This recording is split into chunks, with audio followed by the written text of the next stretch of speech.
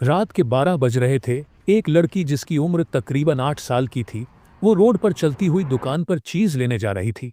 दुकान उसके घर के बिल्कुल सामने वाली रोड पर थी। इस वजह से उसके माँ बाप उसे रात के वक्त भी अकेले जाने देते थे। पर उन्हें यह नहीं पता था कि आज अपनी बच्ची को अकेले दुकान भेजना उनकी सबसे बड़ी गलती थी। एक लड़का अपनी गाड़ी में शराब के नशे में उसी रोड से गुजर रहा था। उसने जैसे ही बच्ची को अकेले जाता हुआ देखा, वो अपने आप पर था। वह अपने आप पर काबू न रख सका। उसने अपनी गाड़ी उस बच्ची के पास जाकर रोक ली और जबरदस्ती उस बच्ची का हाथ पकड़कर उसे अपनी गाड़ी में बैठाया। बच्ची ने ऊंचा ऊंचा चीखना और रोना शुरू कर दिया, पर उस लड़के को उस बच्ची के आंसू देखकर भी कोई फर्क नहीं पड़ रहा था। उसने गाड़ी एक सुनसान सड़क पर जा रोकी और नशे की हालत में उस बच्ची का रेप कर दिया। रेप करने के बाद उसने उस बच्ची को उसी जगह फेंक दिया। उस लड़के का नाम राजू था। राजू रेप करने के फौरन बाद गाड़ी चलाता हुआ शहर से दूर एक जंगल में चला गया, जहां उसने अपना एक लकड़ी का घर बनाया हुआ था, जहां वह अपने दोस्तों का साथ मिलकर शराब पीता था। घर में पहुंचने के बाद उसने अपने दोस्तों को भी वहां शराब पीने के लिए बुला लिया। राजू पूरी रात अपने दोस्तों के साथ शराब पीता रहा और साथ साथ उस बच्ची के साथ रेप का किस्सा भी सुनाता रहा। राजू के दोस्त यह सुन के बहुत खुश हो रहे थे, पर किसी को भी अंदाजा नहीं था कि राजू ने आज कितना बड़ा गुनाह किया है। राजू आज से पहले भी बहुत सी छोटी बच्चियों के साथ रेप कर चुका था। राजू जब आज से 10 साल पहले जब अपना कॉलेज कंप्लीट करके गांव से शहर यूनिवर्सिटी पढ़ने आया था, तब वो एक आम लड़का था।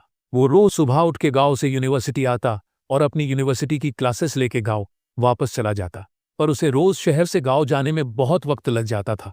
इस वजह से उसने शहर में यूनिवर्सिटी के करीब एक हॉस्टल में रहना शुरू कर दिया। पर राजू को हॉस्टल में अच्छे दोस्त ना मिल पाए थे। राजू के रूममेट्स रोज रात को शराब पीते थे।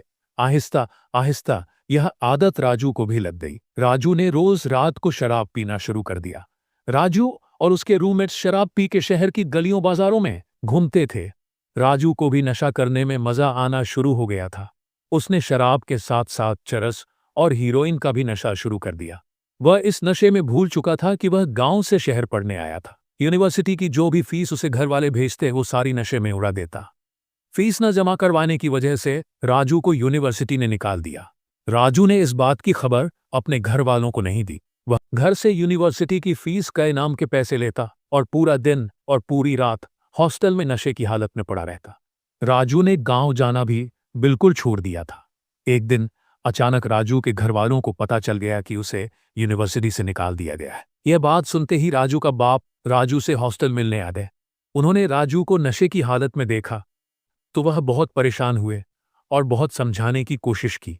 वह राजू को गांव वापस ले जाकर जाना चाहते थे, पर राजू को पता था कि अगर वह गांव वापस चला गया तो वह नशा नहीं कर पाएगा। राजू ने अपने बाप की एक भी ना मानी और शहर में ही रहने की जिद की। यह देख के राजू के बाप ने राजू से हर ताल्लुक तोड़ दिया और उसे पैसे देना बंद कर दिया। राजू के लिए वो दिन बहुत मुश्किल था, पर वो नशे की लत में डूब चुका था और वो इस काम को नहीं छोड़ना चाहता था। राजू ने पैसों के लिए नशे की डीलिंग शुरू कर दी। वो बड़े डीलर्स से माल उठाता, उसे सेल करता और अपना कमीशन ले लेता। इस डीलिंग ने राजू को बहुत क्रिमिनल माइंड बना दिया था। एक रात राजू रात के वक्त नशे की हालत में शहर में घूम रहा था। उसने एक छोटी बच्ची देखी जिसकी उम्र तकरीबन 5 साल थी। वह अपने घर के बाहर अपनी मां के साथ खेल रही थी। आम लोगों को वह छोटी बच्ची बहुत मासूम और प्यारी लगती, पर नशे और हराम के पैसे ने राजू को एक जानवर बना दिया था।